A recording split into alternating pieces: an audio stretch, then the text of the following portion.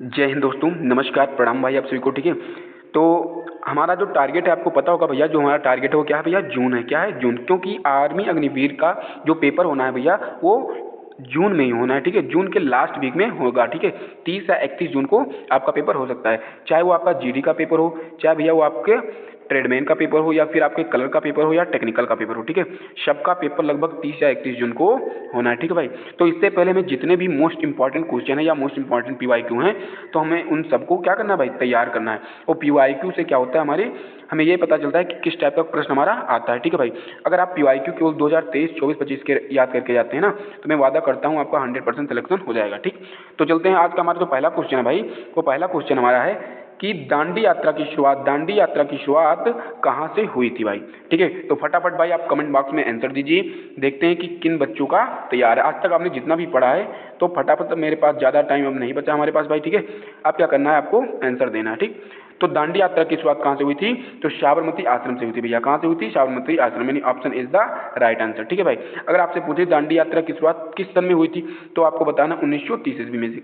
कौन से सन में भैया? 1930 ईस्वी में से हुई थी। ठीक है भाई, दांडी यात्रा की शुरुआत कहाँ से हुई थी? 1930 ईस्वी में हुई थी। ठीक है भाई, इसका उद्देश्य क्या था? नमक कानून को विरोध करना। इसका उद्देश्य जो था भैया, नमक कानून का विरोध करना।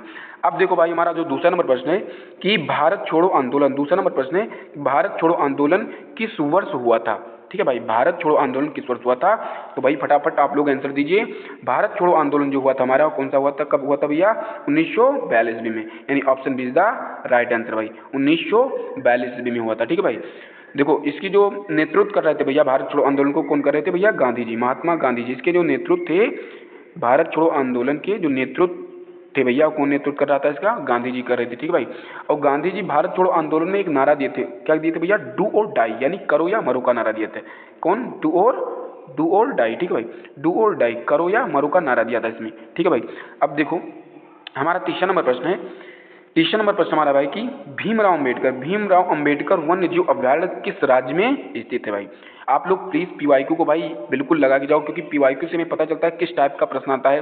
हिस्ट्री से कितना क्वेश्चन आता है, ज्योग्राफी से कितना क्वेश्चन आता है। ठीक है भाई, तो आप लोग प्लीज पीवाईक्यू को लगा के जाओ, मैं वादा करता हूँ आपका सिलेक्शन हो जाएगा। ठीक है, अब देखो हमारा क्वेश्चन है कि भीमराव अंबेडकर वन्य जीव अभ्यारण्य किस राज्य में स्थित है? ठीक है भाई, तो भीमराव अंबेडकर वन्य जीव अभ्यारण्य जो हमारा भैया कहाँ स्थित है? मध्य प्रदेश में स्थित है, यानी option B is the right answer, Madhya Pradesh. ठीक है भाई, मध्य प्रदेश में एक जिला है जिसका क्या नाम है? सागर। एक जिला है जिसका क्या नाम है भाई? सागर। सागर नाम है एक जिला जिसका नाम है सागर। ठीक है, सागर में ही वन्यजीव अभ्यारण्य स्थित है। ठीक है, अगर आपसे एक क्वेश्चन इसी प्रकार का पूछ ले कि भीमराव अंबेडकर वन्यजीव के जगह बोल दे आपसे कि पक्षी अभ्यारण्य कहाँ है, वन्यजीव की जगह बोल दे आपसे कि पक्षी अभ्यारण्य कहाँ है, ये भी प्रश्न पूछ सकता है आपसे। ठीक है भाई, अगर आपसे पूछ ले, ठीक है, कि भीमराव अंबेडकर पक्षी अभ्यारण्य किस राज्य में स्थित है, तो आपको बताना होगा भैया प्रतापगढ़ में। कहाँ स्थित है भैया? प्रतापगढ़ में। ठीक है, नंबर प्रश्न भाई, अब हमारा अगला नंबर प्रश्न भाई। ठीक है, अगला प्रश्न हमारा है कि अगला नंबर प्रश्न है कि गंगा नदी का उद्गम किस राज्य से होता है? गंगा नदी का उद्गम किस राज्य से होता है? तो जो गंगा नदी का उद्गम होता है भैया, वो कहाँ से होता है? उत्तराखंड से होता है। कहाँ से? उत्तराखंड, यानी option B is the right answer. ठीक है भाई, अच्छा, गंगा नदी जहाँ से निकलती है उस स्थान को हम क्या कहते हैं भाई? तो उस स्थान को कहते हैं गंगोत्री ग्लेशियर कहते हैं, जहाँ से गंगा नदी निकलती है। ठीक है भाई, अब देखो हमारा अगला नंबर प्रश्न है कि संविधान के किस संशोधन द्वारा मतदान की आयु 21 वर्ष से घटाकर 18 वर्ष की गई थी भैया? संविधान की किस संशोधन द्वारा मतदान की आयु 21 वर्ष से घटाकर 18 वर्ष कर दी गई थी?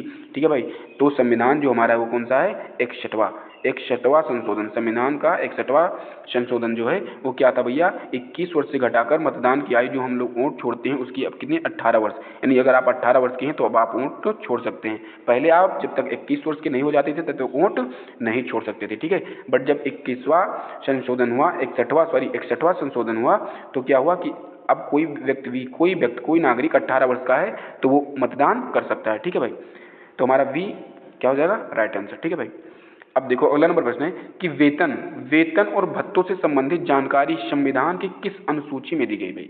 वेतन और भत्तों से संबंधित जानकारी संविधान की किस अनुसूची में दी गई है? जिसको पता है भाई तुरंत आंसर दीजिए। ठीक है, तो जो हमारा आंसर होगा कौन सा होगा, option B is the right answer, दूसरी अनुसूची में। कौन से भैया, दूसरी अनुसूची में, ठीक है।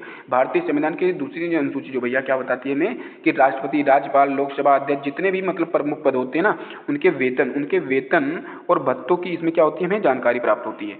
वेतन और भत्तों की जानकारी में प्राप्त होती है, ठीक है भाई। कौन से अनुसूची में, दूसरी अनुसूची में, ठीक है भाई। अब देखो हमारा 7वां नंबर प्रश्न है कि 1857 की क्रांति में झांसी की रानी का नेतृत्व किसने किया। झांसी की रानी का नेतृत्व किसने किया। तो 1857 की क्रांति में झांसी की रानी का नेतृत्व जिसने किया था भैया वो कौन थे, रानी लक्ष्मीबाई। रानी लक्ष्मीबाई यानी option B is the right answer, ठीक है भाई, रानी लक्ष्मीबाई।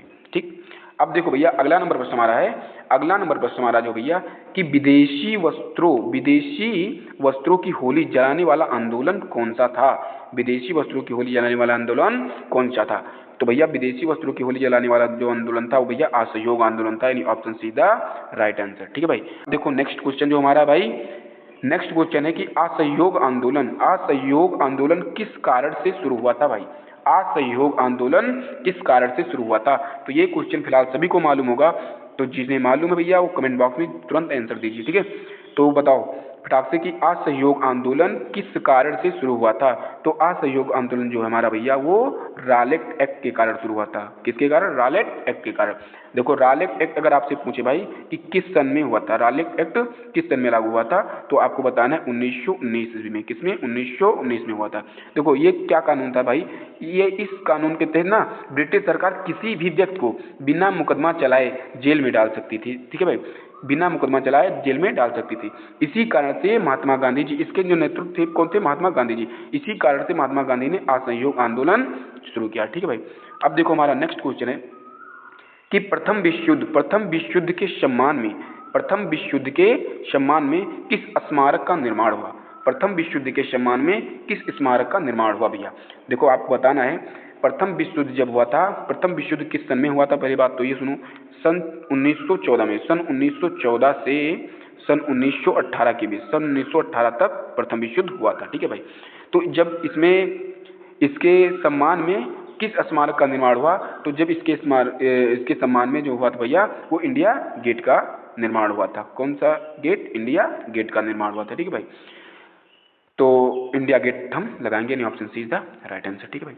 अब देखो हमारा नेक्स्ट क्वेश्चन जो है कि विदेशी धरती पर तिरंगा फहराने वाली भारत की प्रथम महिला कौन थी। विदेशी धरती पर तिरंगा फहराने वाली भारत की प्रथम महिला कौन थी। तो भैया madam Bhikaji Cama, option C is the right answer, madam Bhikaji Cama. देखो भैया इन्होंने सन 1907 ईस्वी में, इन्होंने सन 1907 ईस्वी में जर्मन में, कहाँ पर भैया, जर्मन में, कहाँ पर, जर्मन में भैया, ठीक है, जर्मन में इन्होंने भारत का तिरंगा फहराया था।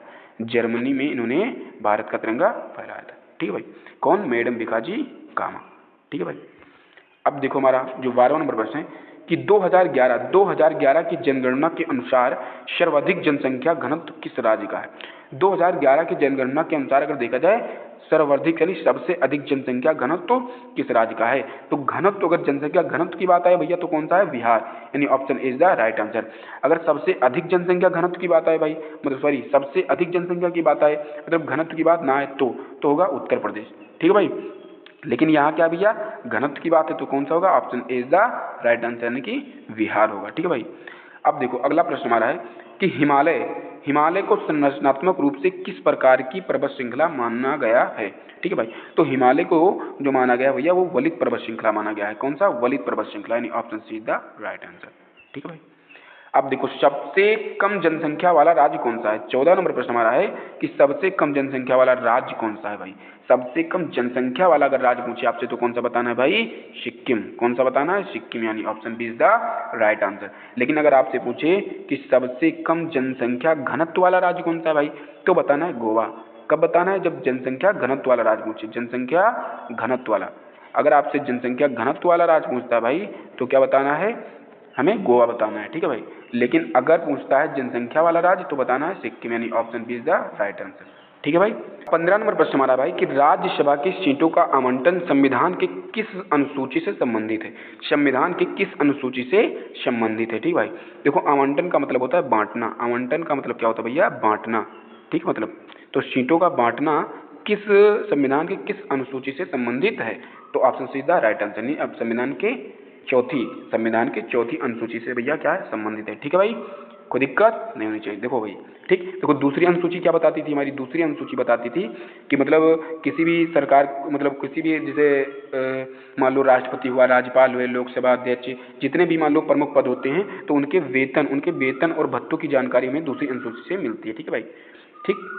और हमारा जो चौथी अनुसूची है उससे क्या होता है भैया? राज्यसभा की सीटों का बांटना यानी आवंटन संबंधित है इससे। ठीक है, तो अगला नंबर प्रश्न हमारा हो जाएगा कि भारत में सरकार लेखा परीक्षा का संवैधानिक पद कौन सा है? लेखा परीक्षा की जब बात आएगी, लेखा परीक्षा का संवैधानिक पद जो भैया वो हमारा है महालेखा परीक्षा यानी CAG, महालेखा परीक्षा CAG। ठीक है भाई, option B is the right answer. अब देखो हमारा 17 नंबर प्रश्न है कि किस संविधान संशोधन को लघु संविधान कहा जाता है? किस संविधान संशोधन को लघु संविधान कहा जाता है? तो option B is the right answer, यानी कि 42वां संविधान संशोधन को हम लोग लघु संविधान कहते हैं। कौन सा संविधान? लघु संविधान। ठीक है भाई। अब देखो लिखा है 18 नंबर प्रश्न है कि गोंड जनजाति किस राज्य से संबंधित है? गोंड, यहाँ भाई गोंड नहीं होना चाहिए था। ठीक है, यहाँ क्या होना चाहिए था? गद्दी। यहाँ होना चाहिए था गद्दी जनजाति। एक मिनट, क्या होना चाहिए था? गद्दी जनजाति किस राज्य से संबंधित है? तो option B is the right answer. नहीं, हिमाचल प्रदेश। क्या से भैया? हिमाचल प्रदेश। ठीक है भाई। अब देखो हमारा 19वां नंबर प्रश्न है कि जलियांवाला बाग हत्याकांड कब हुआ था? जलियांवाला बाग हत्याकांड कब हुआ था? तो ये क्वेश्चन फिलहाल सभी को पता होगा भाई। ठीक है, 13 अप्रैल 1919 को जलियांवाला बाग हत्याकांड हुआ था। ठीक है भाई। किस प्रदेश में हुआ था अगर बात आए तो? पंजाब के अमृतसर में। पंजाब के अमृतसर में हुआ था। पंजाब के कहाँ हुआ था? अमृतसर में। अमृतसर में हुआ था। ठीक है भाई, पंजाब के अमृतसर में हुआ था। ठीक भाई। अब देखो हमारा अगला नंबर प्रश्न है कि सूरत अधिवेशन कब हुआ और अध्यक्ष कौन थे? सूरत अधिवेशन कब हुआ और अध्यक्ष कौन थे भाई? अगर सूरत अधिवेशन की बात आए तो भैया कब हुआ था? 1907 ईस्वी में हुआ था और इसके अध्यक्ष कौन थे? राम बिहारी घोष, यानी option is the right answer. ठीक है भाई। अब देखो अगला नंबर प्रश्न हमारा, लाहौर अधिवेशन की अध्यक्षता किसने की? लाहौर अधिवेशन की अध्यक्षता किसने की? तो लाहौर जो अधिवेशन था भैया किसने की अध्यक्षता किसने की थी? पंडित जवाहरलाल नेहरू ने। किस सन में की थी? तो 1929 ईस्वी में। किस सन में की थी? तो 1929 ईस्वी में की थी। ठीक है भाई। अब देखो हमारा अगला नंबर प्रश्न है कि भारत का प्रथम नागरिक किसे कहा जाता है? भारत का प्रथम नागरिक किसे कहा जाता है? तो भारत का प्रथम नागरिक जो है भैया वो किसे कहा जाता है? राष्ट्रपति को। Option B is the right answer, यानी कि राष्ट्रपति को भारत का प्रथम नागरिक कहा जाता है। अब देखो हमारा 23वां नंबर प्रश्न है कि भारतीय संविधान का अनुच्छेद 37 किससे संबंधित है? भारतीय संविधान का अनुच्छेद जो है भैया 37 किससे संबंधित है? ठीक है भाई। तो भारतीय संविधान का जो अनुच्छेद 37 है भैया वो संबंधित है नीति निर्देशक तत्वों से। किससे संबंधित है? नीति निर्देशक तत्वों से भाई संबंधित है। अच्छा, अगर आपसे पूछ ले नीति निर्देशक तत्व किस देश से लिया गया है तो आपको बताना है आयरलैंड से भाई। कहाँ से लिया गया है? आयरलैंड से लिया गया है। ठीक है भाई, कहाँ से लिया गया है? आयरलैंड से। ठीक भाई। अगर किस अनुच्छेद से संबंधित पूछे तो 37 से। ठीक। अब देखो अगला नंबर प्रश्न हमारा है, अगला नंबर प्रश्न है कि नीति निर्देशक तत्व तो किस देश से लिया गया है? तो भैया अभी मैंने बताया ही था आयरलैंड से। कहाँ लिया गया है भैया? आयरलैंड से। ठीक है, नीति निर्देशक तत्व तो किस देश से लिया गया है? तो आयरलैंड से लिया गया है। ठीक है भाई। अब देखो हमारा 25वां नंबर प्रश्न है कि सबसे कम जनसंख्या वाला मरुस्थल कौन सा है? सबसे कम जनसंख्या वाला मरुस्थल जो भैया वो हमारा है अटाकामा, यानी option C is the right answer. Atacama मरुस्थल दुनिया का सबसे शुष्क और कम जनसंख्या वाला मरुस्थल भैया। अटाकामा जो मरुस्थल हमारा भैया क्या है? दुनिया का सबसे शुष्क और कम जनसंख्या वाला मरुस्थल है। ठीक है भाई।